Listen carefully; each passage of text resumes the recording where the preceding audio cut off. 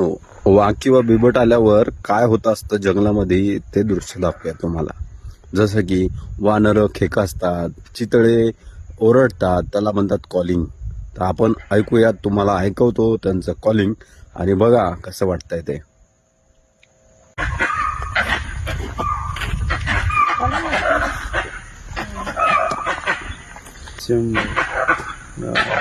शायद अक्टूबर नवंबर तक नहीं का